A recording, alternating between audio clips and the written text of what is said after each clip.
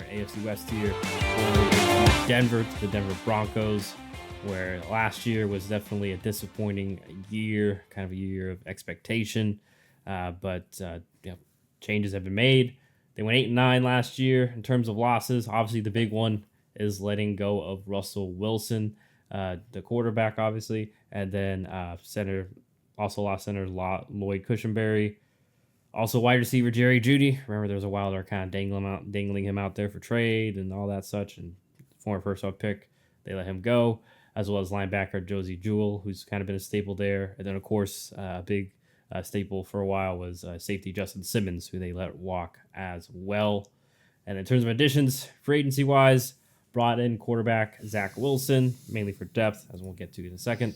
Wide receiver Josh Reynolds, edge John Franklin Myers, and linebacker Cody Barton, and obviously other notable players. But draft-wise, they went and drafted quarterback Bo Nix out of Oregon, and then also drafted outside linebacker Jonah Ellis out of Utah, and then also threw in wide receiver Troy Franklin, also out of Oregon, because many felt he was going to be a day two type of guy, and obviously Sean Payton sometimes finds very good at finding wide receivers.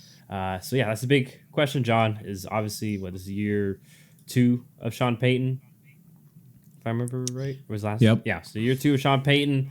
This is going to be his guy, his quarterbacks. I know he also was Jared.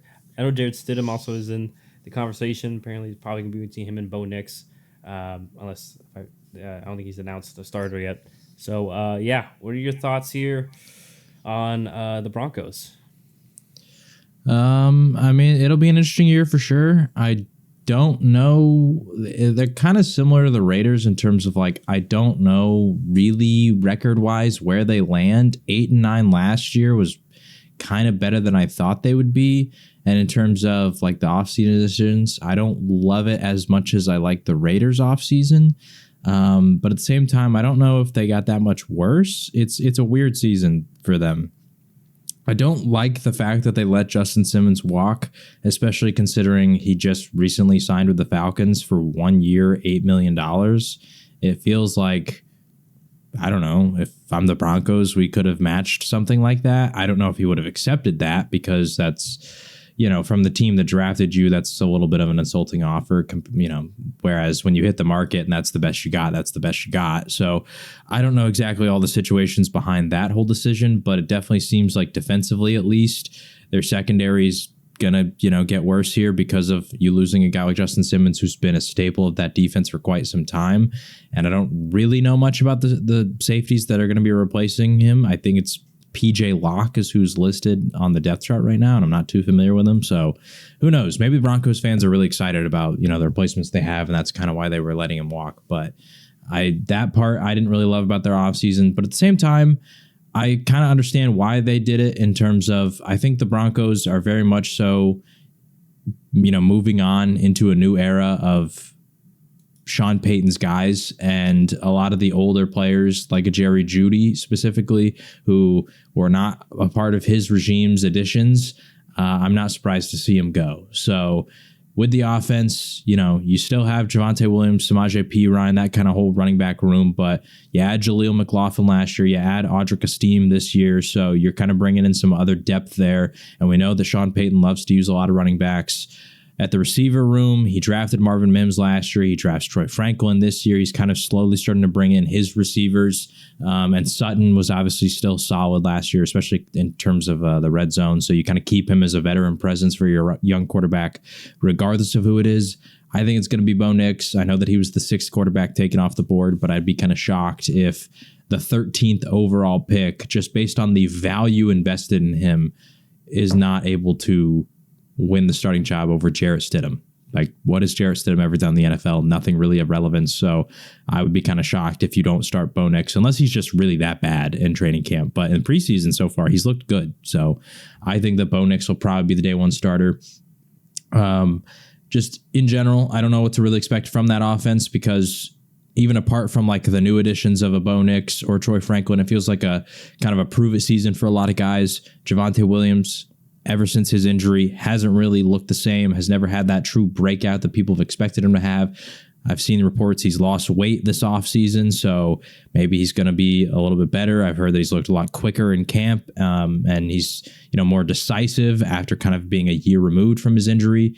Marvin Mims last year, when he did play, really big plays were happening, but for some reason they just didn't play him a lot. So with Jerry Jeudy out of the picture, does he get a lot more involved?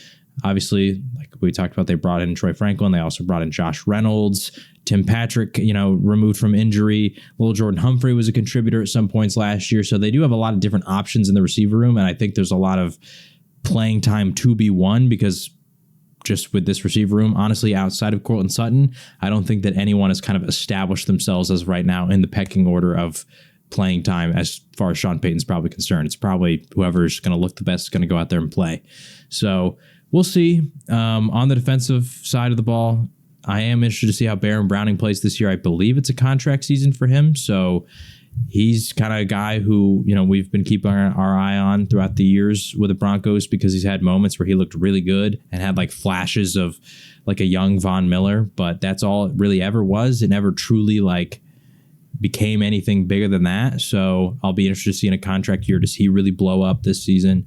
I think that's kind of just the story of the Broncos for me, is there's just a lot of question marks and a lot of people across the entire roster that are in a position to make themselves a lot of money or earn a lot of playing time if they can really prove it this year and become like one of Sean Payton's guys for the future. Yeah. The only other thing I really want to add to is kind of what you already alluded to, especially defensively. I think that's where I have a lot more question marks because I feel like you already said, I feel like offense is finally starting to be molded into Sean Payton's, what he likes and such in theory. So in theory, this should be a step forward for them year. But I worry about the defense. Cornerback room outside of Pat Surtain. Who's going to be the other guy on the other side? And you just mentioned shuffling at safety, and sometimes that can cause issues. Communication wise, once the year goes on and experience, and then usually if you have a good front four or your pass rush or in general, that can kind of nullify a poor secondary. But like you said, I mean, outside of really Baron Browning, like Zach Allen's solid, but most of these guys are just kind of solid players. More role guys. I'm not sure if any one of them can be, or two of them, can be impact, star players for them up on that front seven. So, right. And like we've mentioned, especially in a division but against the Chiefs and just the AFC in general, you usually need a good pass defense, or there'd be, a great secondary and or a good pass rush to cause havoc. And I just feel like not going to be that time, and I'm just not confident right now on paper that Denver Broncos offense can be a high flying enough to hang with the heavy hitters if it comes time. So yeah, I'm with you. I feel like this would be a middling team, going to show some signs, and maybe start kind of a run towards the end of the season. Run won't be enough, but something encouraging to build off of for the next year. And we have to remember too, mainly because of the Russell Wilson contract and other contracts too, Broncos were kind of in a tough cap spot regardless this offseason. So, but hey, it's one they put themselves in by giving Russ that huge contract to begin with. So we'll see if that whole gambit, if you want to call it, of letting him go and moving on so quickly, will work out for the Broncos, as once again they were 8-9 last year, out of the playoffs. See if they can somehow move up, or they'll stay in the same vicinity record-wise.